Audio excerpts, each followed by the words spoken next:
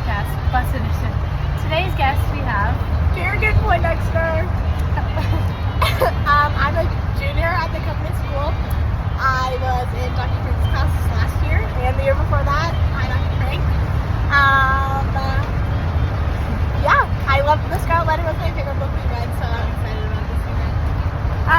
sorry in advance for extra noises, distractions, and bumps throughout the video. We are having to do it in the bus.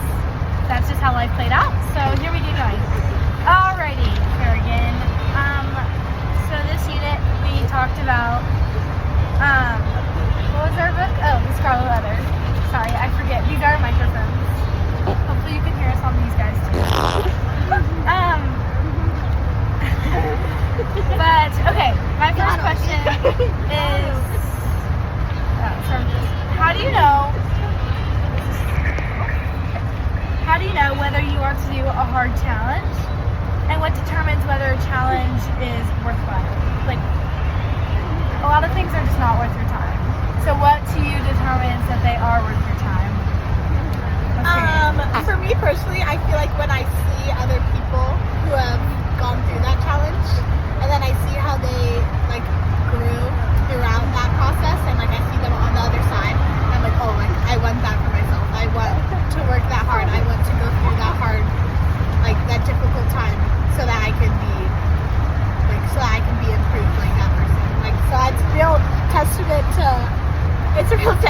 to like seeing the before and after of the other people who have done it before me. Yeah, I would agree. I also think like if somebody that you love or really care about is at stake, you're willing to do anything for them, or you should be willing to do anything for them.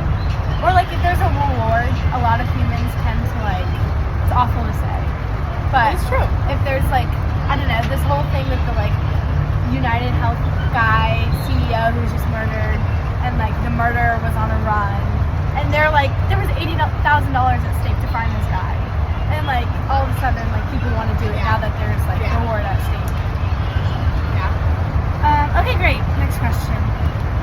How do you deal with adversity? Let's start with that, and then there's the background. Wait, what is adversity? Like challenge. That's my best description. Okay. Difficult times. Okay. I think that, well, one, we're very blessed to be living in the state that we're in, to be in America, to be in a pretty nuclear family, to go to a private school, and all these things. I think that we're very blessed. And I think that our adversity compared to third world countries there's a big difference between the two. So I think that's important to address. But I think that we're also blessed in another way in that we know who our Lord and Savior is, and we know that He has a plan for us, and that He has a good plan for us, and that He is, like, He's rooting for us. He's on our side. He's not gonna put us through. There's a verse in, I'm not sure what it is, but it's that He won't give us more than we can handle. And so I know and I trust in the Lord that He's not going to give me more than I can handle, and that He will be with me throughout that adversity, and that He'll be right beside me as I go through that. So I think that's very comforting for me when I'm dealing with hard things, to remember that I have someone who's greater than this whole world, who's greater than this whole life that I'm living, and who created this whole world, and that He's the author and perfecter of it all, so that He has His hand in it.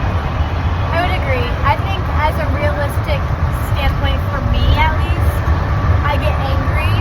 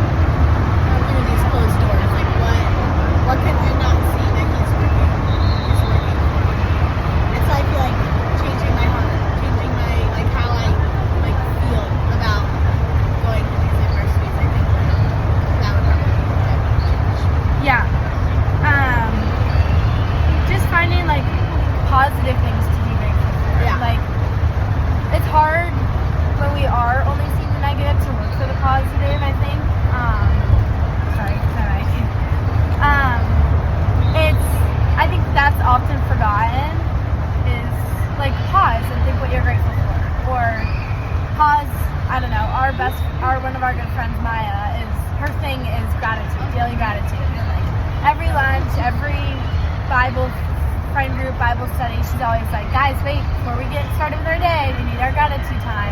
And like, I think that's just such a good example of like, it's forgotten a lot, which is why like Thanksgiving is such an important holiday, just to like settle the chaos down and just like remember why we're here to even begin with. I think it's hard.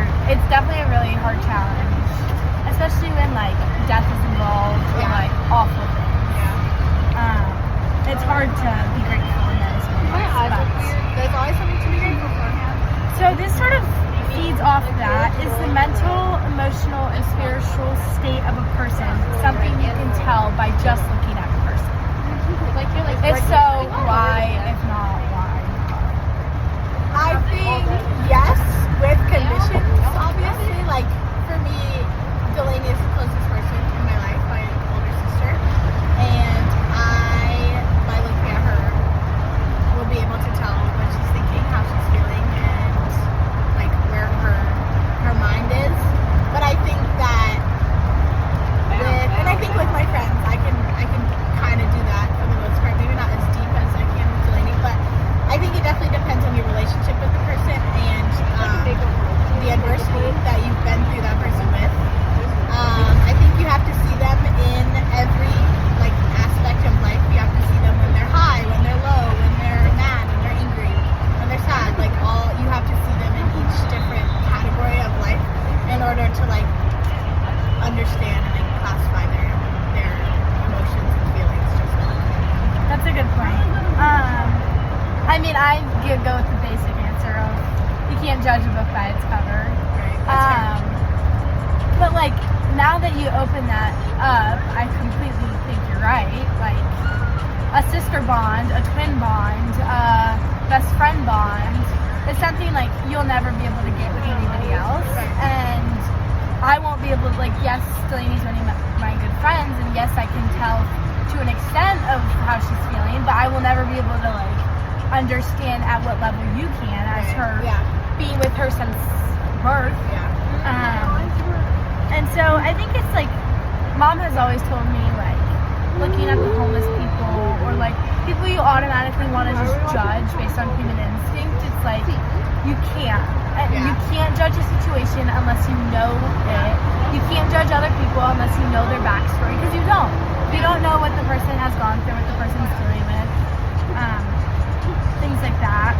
Even if they look like a lunatic. I think this like just shows all these questions can just show how like tying this into the American dream of like we dream to all be successful and to all one day live in a land where it's free and equal and with free opportunities and growth and like just positive energy.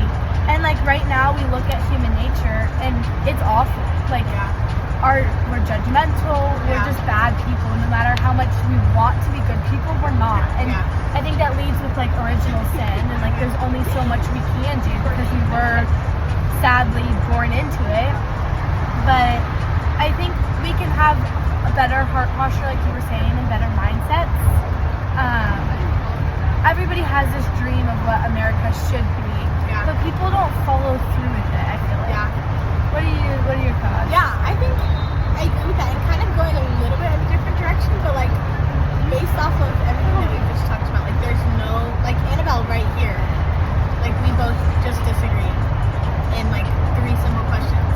And so like I feel like the American dream, we talk about it as this universal topic, but like in reality there's quirks and like hiccups in each individual dream, you know, like it's not as universal as we like are trying to classify it as. And so I think we have to take that into account when we're thinking of like, okay, how are we going to define the American dream? How are we going to like push this out to people? We have to recognize that each person is different. Each person has their own feelings, their own life, their own backstory. Like Anna was talking about, like we as a big active for like the big classification, we can't like put our own personal ideas on top of this. Yeah, for sure. And this, I mean, we're all different.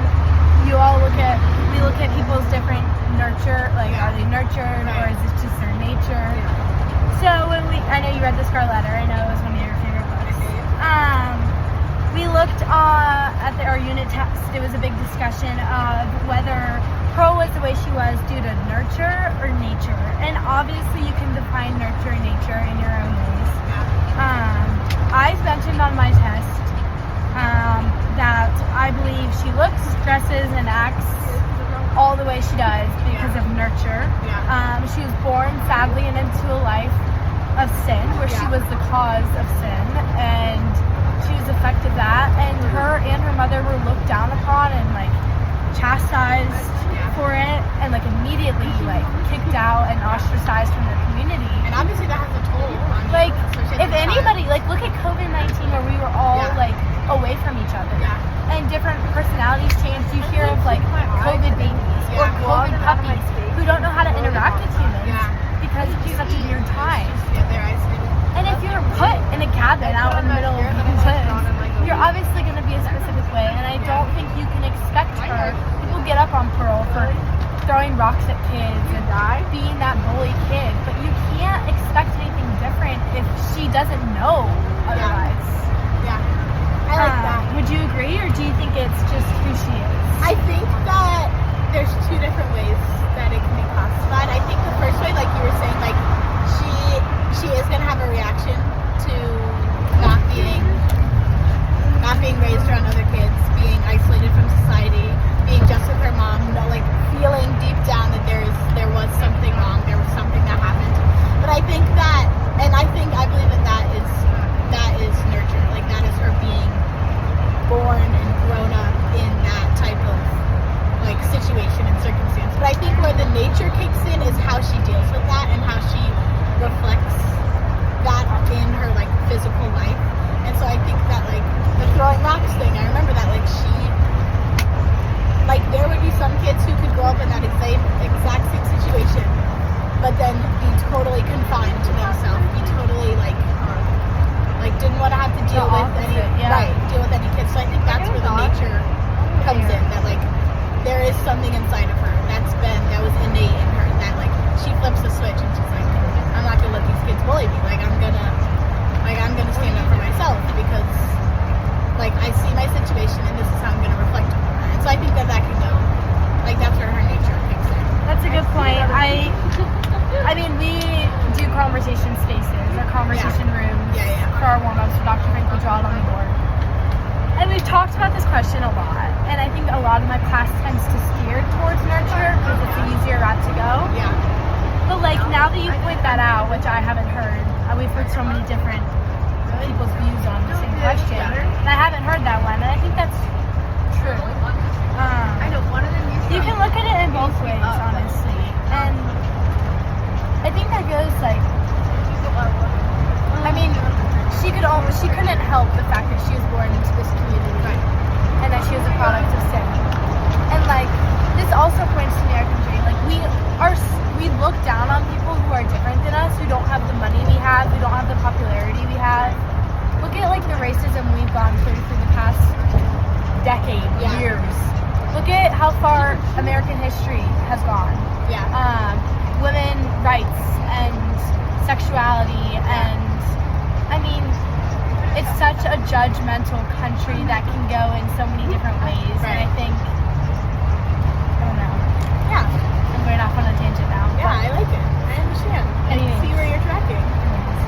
Well, I think that's it for the second podcast of Unit 2, Scarlet Letter. What were your thoughts? Any last thoughts, feelings, concerns? Personally, I enjoyed the surrounding and the circumstance that we found ourselves in. Little friends smelling at us behind the camera. A lot of orange peels. you guys can't see, but